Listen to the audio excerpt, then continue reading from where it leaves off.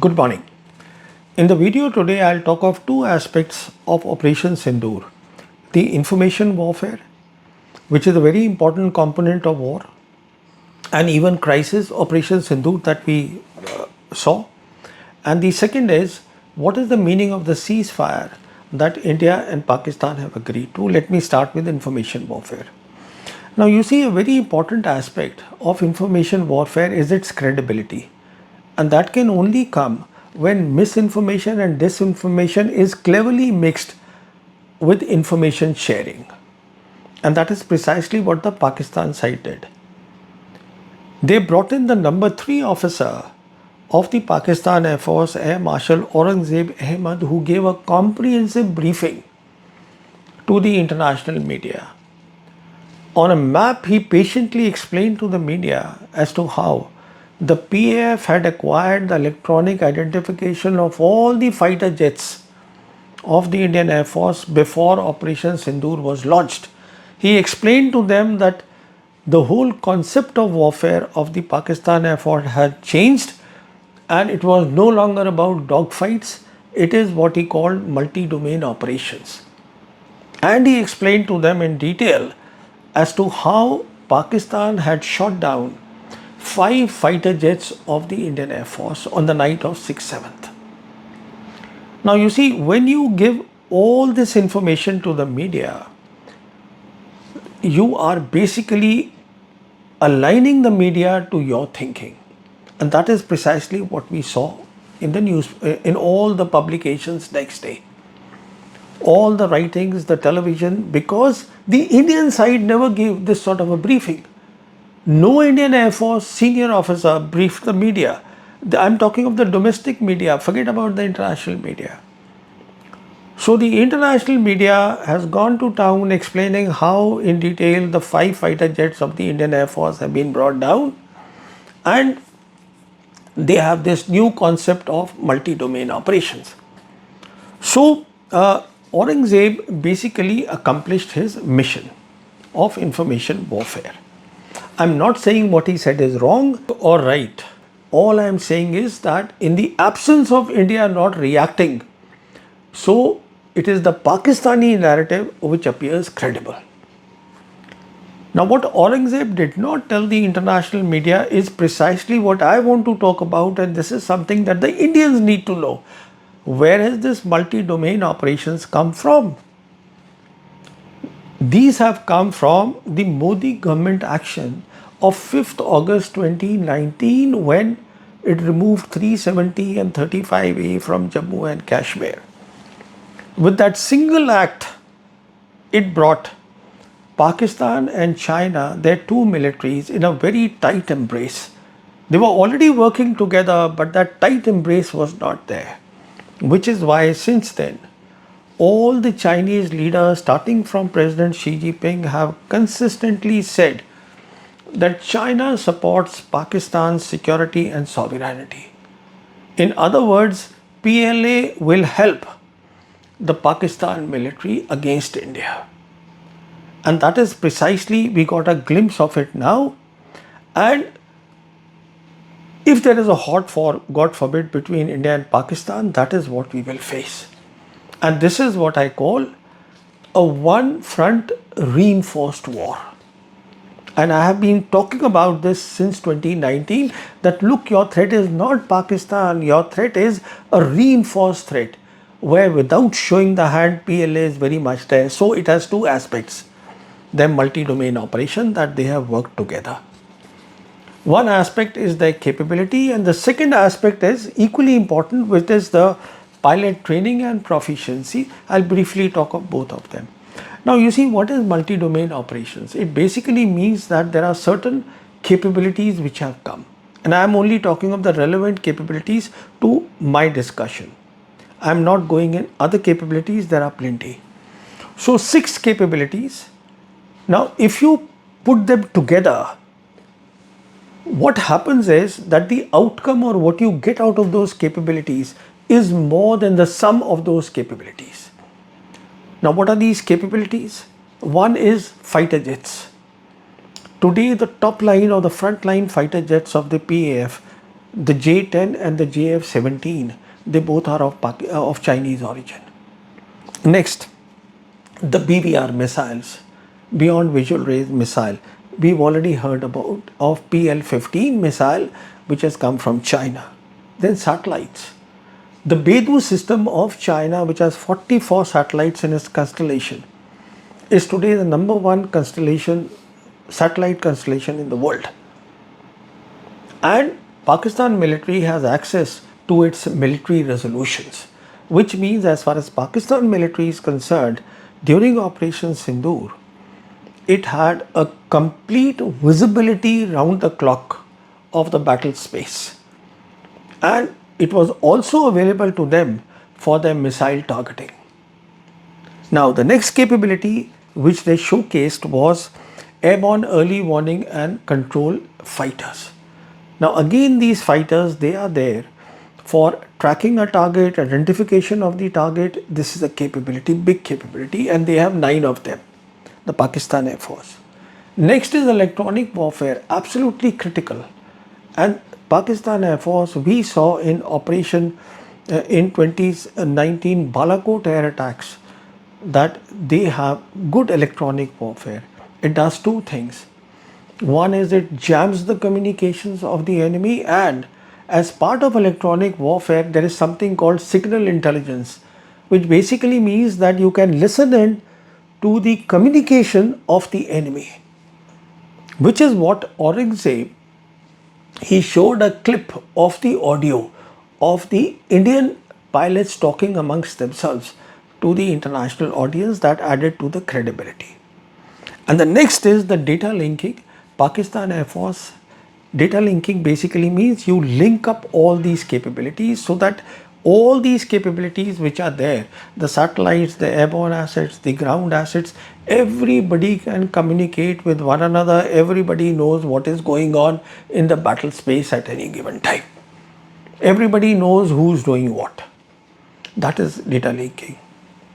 And Pakistan has Link 17 data linking. It has had for many years now. Now it has upgraded. So these 6 capabilities that I spoke about, the most important in my assessment are data linking, and the second is electronic warfare, 2 multi-domain operations. And why I say that is because as far as the pilot is concerned, his job is he should have a full surveillance of the battle space. He should have early warning, he should have detection capabilities, he should have tracking capabilities, he should have target acquisition capabilities. With all that, then he decides the kill, which target to kill, what destruction to give, and starting from surveillance till the kill is called the kill chain. Therefore, if you have done a lot of training in multi-domain operations, that means you have worked all these capabilities together, then the pilots, all the pilots are in a position to comfortably close the kill chain before the enemy. That means you get the enemy kill before the enemy gets you.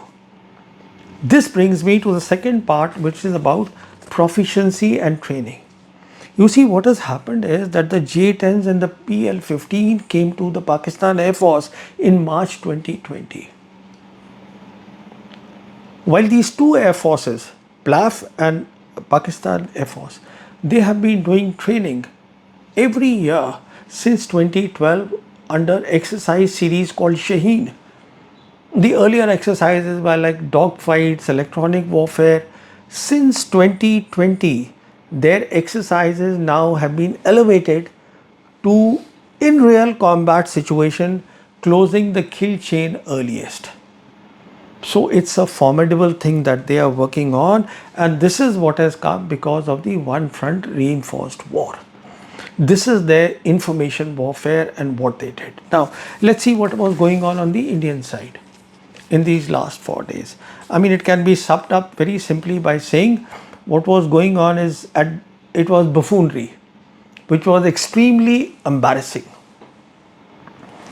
Even the few channels who didn't do buffoonery, they were picking up the wrong guests.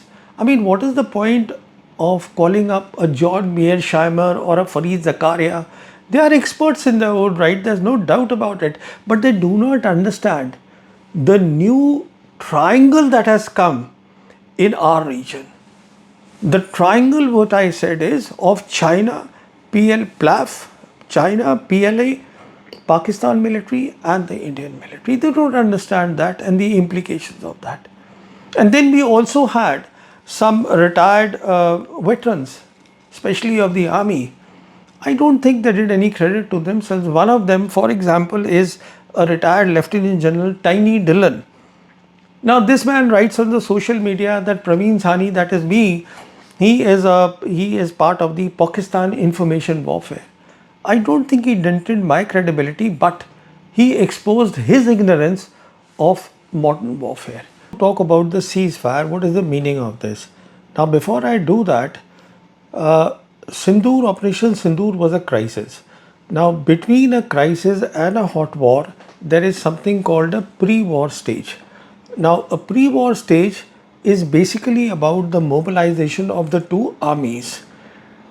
As far as the Pakistan army is concerned, it has an advantage at this stage over the Indian army because given the elongated geography of Pakistan, they can mobilize their holding formations which do the holding role on the line of control in 48 hours to 72 hours.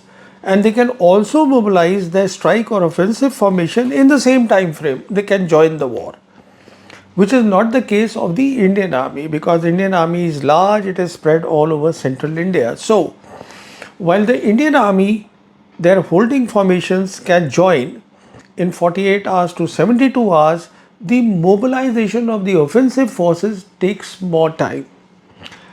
More time in the sense we saw in the last mobilization done was in Operation Parakram, that was 2001-2002, where the Indian army took 2 weeks for mobilization. This time has been compressed, but still it is not sufficient. It is not comparable to the time frame of the Pakistan army mobilization. So this is about the pre-war situation. Now let's talk about this ceasefire. What has happened is in the last 10 years, 11 years of Modi government, the threshold of a hot war, as I said, has come down substantially 3 notches. The first time happened was in 2019 when the Indian Air Force was brought in to do the Balakot. The premium military force was used against a non-military target. That is the time you created a new normal. The new normal was that in a crisis situation, the Air Force can be used. It had never been used before in a crisis situation between India and Pakistan. So you created a new normal. Now in Operation Sindoor, that new normal existed. So this time, the Pakistan Air Force was prepared because there was a new normal. They were expecting this, it will happen. Now you've come down further down your hot war threshold. How? Because this time we saw that drones and missiles, they were freely used on the line of control and the international border, which is what India calls Jammu and Pakistan calls working boundary in Jammu, and then also the international border otherwise between India and Pakistan. So again you've created a new normal, because now what will happen is that even in a crisis situation, both sides will feel free to use drones, to use missiles, and perhaps not only in Jammu and the line of control and the whole of the border. You created a new normal, brought the threshold down.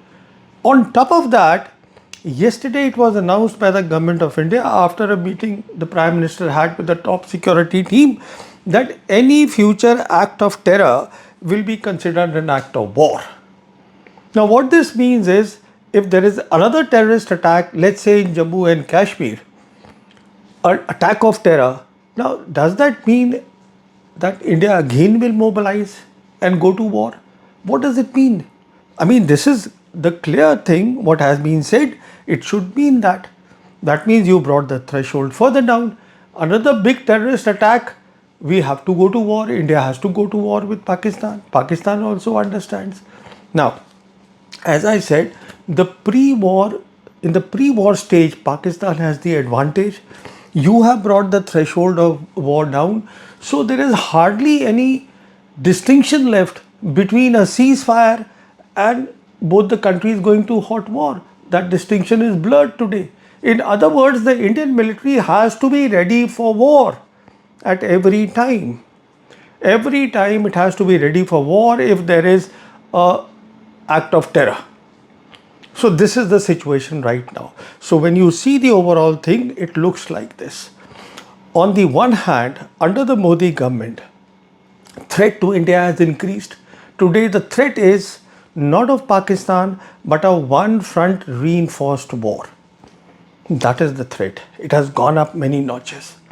On the other hand, as far as the threshold of hot war was concerned, you brought it down, as I explained. That so it's a very difficult situation for the Indian Armed Forces. They have to be always ready for war. Now, what that means, I will explain in another video. Thank you for watching this.